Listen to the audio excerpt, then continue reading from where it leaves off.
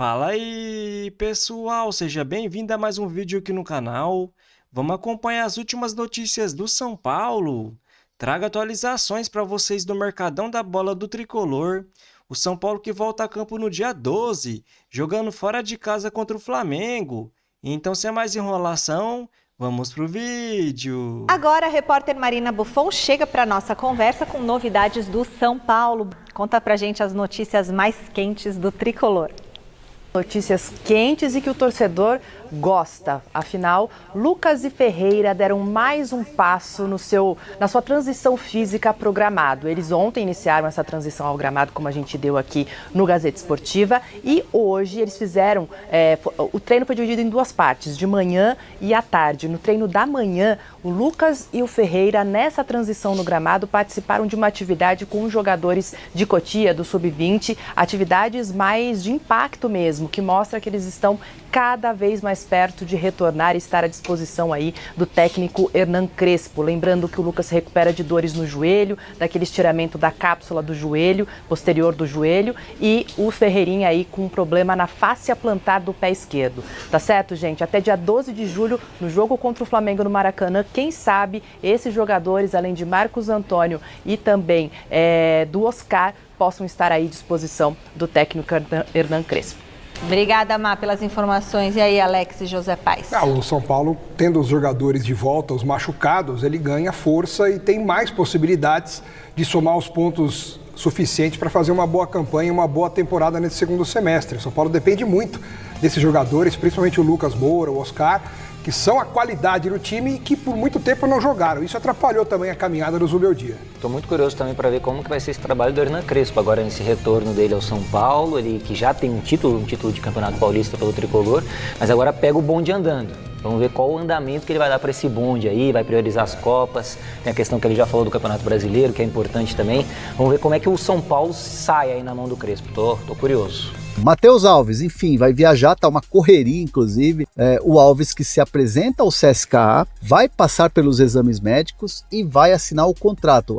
O que ele assinou lá é uma assinatura eletrônica tal, é uma garantia para ele poder viajar e fazer os exames, aquela coisa toda. Todas as pontas foram fechadas aí dessa negociação, né? Eu digo as pontas porque ainda tinham algumas situações burocráticas a serem vencidas e resolvidas, né? O tempo de contrato, a questão dos valores, como o CSKA vai pagar esse valor para o São Paulo. A venda toda foi fechada em 6 milhões de euros e o São Paulo segura uma porcentagem de 25% de mais-valia, né? Então, se tiver uma valorização do Alves no futebol russo, no mercado europeu, o São Paulo segura aí uma porcentagem de mais-valia de 25%.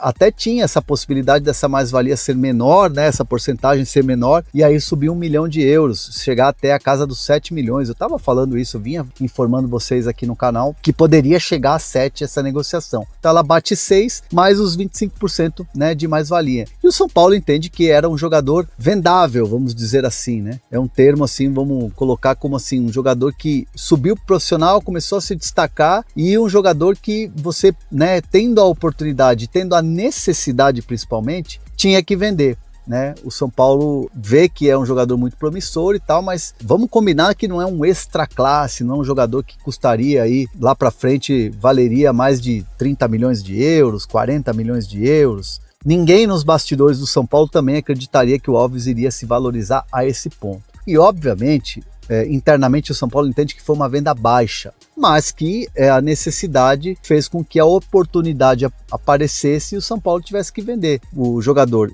também topou, obviamente, né, e viu que era uma oportunidade também, o CSKA. A exemplo do Diego Costa, zagueiro que recentemente foi vendido para o Krasnodar e foi campeão, bateu o campeão lá, russo, né, então é uma venda que aconteceu, a torcida chia, e tá certo a torcida ter a sua razão, de um jogador jovem vendido de maneira precoce, e um valor até considerado muito baixo, 6 milhões de euros, mas o São Paulo segura aí 25% de mais-valia. Bom, Alves agora é passado, São Paulo agora foca no seu futuro.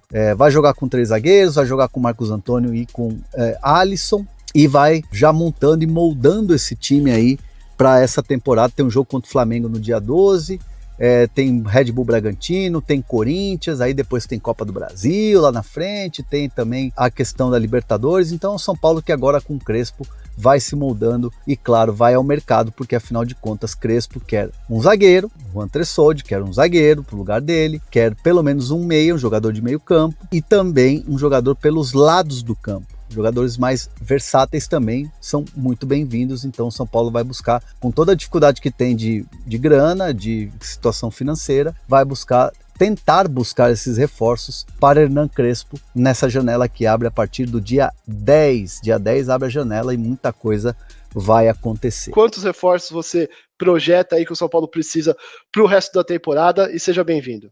Eu acho que é um clube que nesse momento tem que entender a sua limitação financeira, que é um fato. Hoje o São Paulo ele tem muitas limitações com o seu aspecto financeiro, e a gente sabe muito bem que tem certas prioridades, por exemplo, a permanência do Alan Franco, que já está difícil ainda por essa questão da falta de dinheiro. Então, Éder, acho que vai ter que ser uma composição muito, muito importante para a temporada do uso da base, como já vinha sendo na era Zubeldia, ser ainda mais aprofundado na era Crespo. Eu acho que o São Paulo deveria focar em duas posições. Meia centralizado, acho que seria então ali uma opção interessante na ausência do Oscar. Hoje o São Paulo teria Rodriguinho para a função, que eu não vejo como pronto para ter essa bucha na temporada, ou teria Luciano recuado, que eu sei que só de falar essa opção aí metade da torcida já fica revoltada, né? Então acho que faltaria um meia, e eu ainda tenho certa preocupação com essa lateral direita, Éder, na ausência do Cedric Soares, que não é um cara que vem aí de temporadas onde ele consegue fisicamente comportar 80 jogos, como a gente joga aqui no Brasil praticamente. Na ausência dele teria Mike ou Felisberto, ou o Ângelo também, né, que agora surge depois da venda pro futebol da França. Mas eu acho que ainda assim é pouco para a posição. Esses seriam meus dois alvos, um meia centralizado mais um lateral direito. A informação que eu tenho até aqui é que o Crespo está treinando com 3 zagueiros. A ideia dele era, já desde o começo, montar o time do São Paulo com 3 zagueiros, e ele está colocando isso em prática nos treinamentos táticos e tudo mais. E por enquanto pelo menos até a última informação que eu tive, era a única formação que ele tinha testado, com 3 zagueiros. Isso quer dizer que, e foi essa palavra que eu ouvi lá de dentro, que a era Ferrarese como lateral direito acabou. Ferrarese não vai mais ser lateral direito, porque agora você vai precisar de um ala jogando na direita, e o Ferrarese vai ser o zagueiro pela direita, mas não na linha de 4, como fazia com o Zubeldia, numa linha de 3 zagueiros. E aí, por isso que o São Paulo vai atrás agora de um lateral direito, porque não confia, como o Sá estava falando, em deixar só o Cedric, agora com a saída do Igor Vinícius. Talvez o Mike tivesse uma oportunidade aí, mas o menino deu um baita azar, lesionou, tá fora aí entre 1 e 2 meses, então vai perder esse início de trabalho com o Crespo, que poderia ser importante para ele mostrar o futebol dele, né? O Igor Felisberto ainda é mais cru que o Mike, o Ângelo mais cru que o Felisberto, então o São Paulo está numa situação delicada com o lateral direito, né? E o Ferrarese como ala fica complicado. Então, pelo menos nesse princípio, o que o Crespo vem fazendo é treinar com 3 zagueiros, e aí vai atrás de um lateral ofensivo, né, que possa ser um ala. Começando dessa vez com você, Sá, o que você acha dessa formação com 3 zagueiros? É a sua formação preferida? E o que você tem de informação também sobre essa busca aí por um lateral? A gente brincou mais cedo que tem que estar no estatuto do clube, o 3-5-2, né? Para mim tem que ser algo estatutário. Técnico que pisa no São Paulo tem que jogar no 3-5-2. Eu sou um grande entusiasta da formação, acho que faz sentido, e faz sentido principalmente porque o Ferrarese pela direita é um cara que estava auxiliando na construção do jogo, mas na era Zubeldia ele corria para a linha de fundo para fazer cruzamento. Para mim perde total lógica você usar ele como esse ala, né, que vai armar o São Paulo do ponto de vista da ponta ofensiva, né? Então, acho que ganha o São Paulo com essa característica, e acho que ganha muito com essa formação de 3 zagueiros, mas é fato que gera uma preocupação para a zaga também, né? O São Paulo hoje, então, teria Ferrarese, Arboleda e o próprio Alan Franco, né, que são os 3 que a gente espera que saiam jogando. Tem o Sabino também com essa formação, e aí esse quinto elemento seria o Juan Tressoldi, que enfim, saiu, foi embora. Então teria Igão, quem sabe o Isaac do Sub-20, quem sabe Matheus Belém, pelo que eu ouvi, não está nos planos colocar o Matheus Belém. Então, essa posição ganha também um ponto de interrogação, que é, de acordo com o que eu pude apurar também, um dos alvos nesse mercado por parte da direção, né? Querem mais um zagueiro visto como chance de mercado.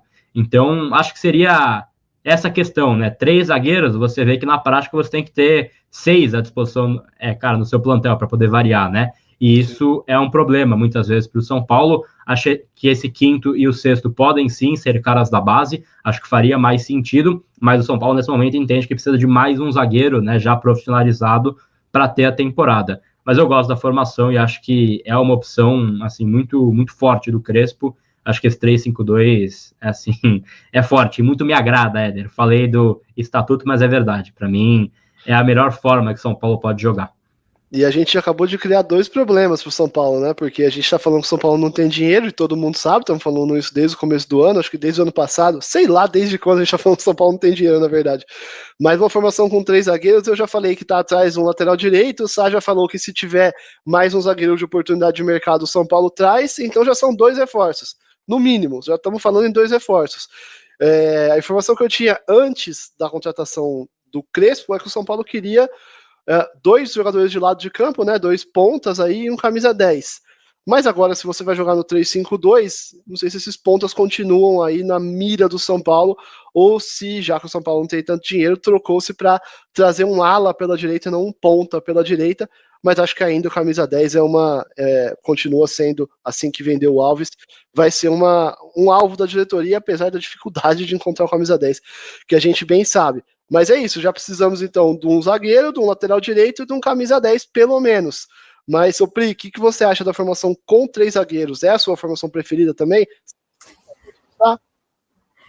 A gente vai ter que fazer uma vaquinha aqui, Éder, para contratar tudo isso aí que o São Paulo está querendo. Cada dia é uma coisa diferente, né? Cada dia aí lesiona, aí é mais um, enfim, é uma loucura. Eu, assim como o Gabriel, também estou muito ansiosa para ver esse São Paulo jogar com 3 jogadores na zaga, né? Acho até que no trabalho do Zubeldia, um dos melhores momentos dele foi, de fato, quando ele ousou em jogar com 3 zagueiros. Ao longo do tempo, isso foi se desfazendo, não só por opção, mas também pelas questões que o São Paulo estava tendo ali no seu elenco, de desfalques e tal. E o treinador tem o direito de escolher a maneira como ele entende que o time rende melhor, né? Como a gente não vê o treino, a gente não consegue muitas vezes entender a escalação, mas sempre tem, de fato, um motivo para elas acontecerem, né? Isso é fato. Mas, assim, eu sou muito defensora também, e eu acho que para esse time do São Paulo tem tudo para dar certo. Primeiro ponto, apesar da saída do Juan, para mim, a zaga talvez tenha perdido um pouco no quesito opções, né, como o Gabriel falou, na zaga, mas de qualidade, para mim é o setor que mais tem qualidade de jogadores, é muito, muito bem, a gente já está acostumado a ver aquela zaga jogar, aqueles jogadores, a gente já conhece muito bem, sabe o potencial de cada um, eles são entrosados, independentemente de quem joga, quando troca, seja 3 zagueiros, 2 zagueiros, sempre mantém um nível, talvez não seja sempre o mesmo nível altíssimo de Alan Franco e Arboleda, por exemplo, mas sempre se mantém num alto nível. Então, assim, é o melhor setor do time para mim. Então, para mim, é o setor que tem que jogar as pessoas são boas ali. Então, por que você não usa isso, não usufrui desse seu privilégio de jogar com os seus melhores jogadores ali? Então, só por isso, para mim, já valeria os 3 zagueiros.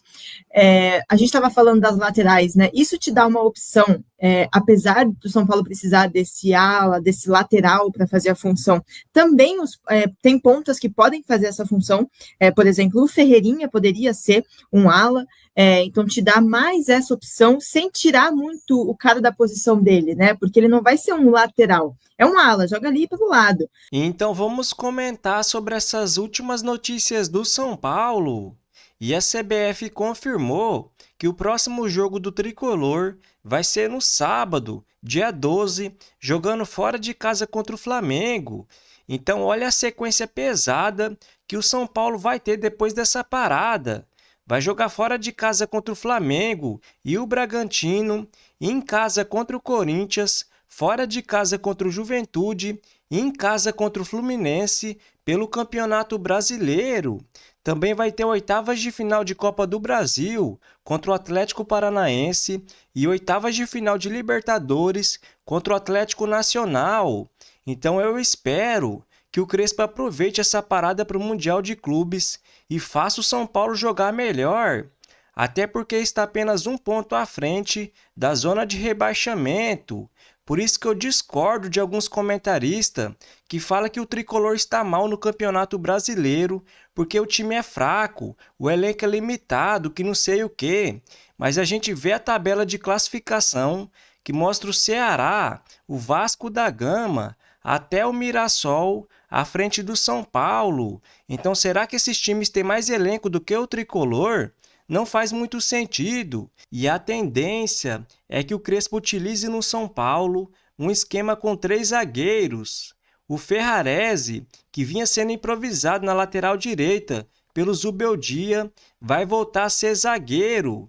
Então o Crespo indicou ao São Paulo a prioridade de reforço, mais um lateral direito, até porque o Igor Vinícius foi para o Santos, o jovem Mike sofreu uma lesão, mais um atacante para disputar a posição com o Lucas Ferreira e com o Lucas Moura, com o Ferreirinha e com o Henrique Carmo, mais um atacante pelas pontas, né?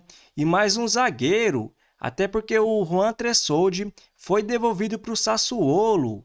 O São Paulo tentou estender o empréstimo do zagueiro, mas o clube queria apenas vender, e por cerca de 27 milhões de reais.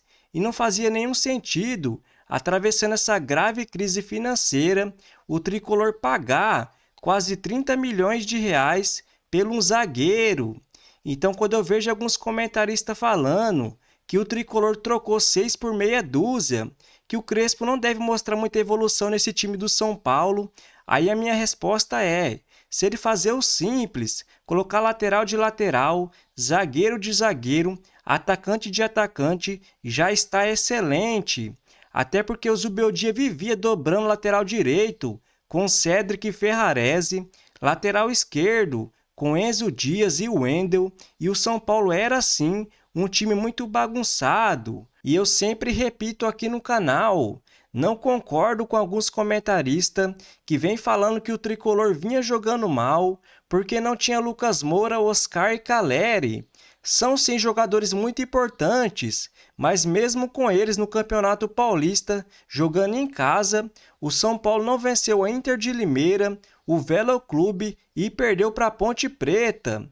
Então, mesmo com esses jogadores, o Zubeldia não vinha fazendo o São Paulo jogar muito bem. E por outro lado, eu concordo que o único problema do São Paulo não é só treinador, é também do seu dirigente. Até porque se o clube atravessa essa grave crise financeira, é muito culpa deles. Mas mesmo assim, com esse time, com esse elenco, o São Paulo precisava jogar mais. No Brasileirão até aqui, em 12 jogos, venceu apenas 2. E jogando em casa, empatou contra o Sport e contra o Fortaleza, perdeu para o Vasco da Gama e para o Mirassol.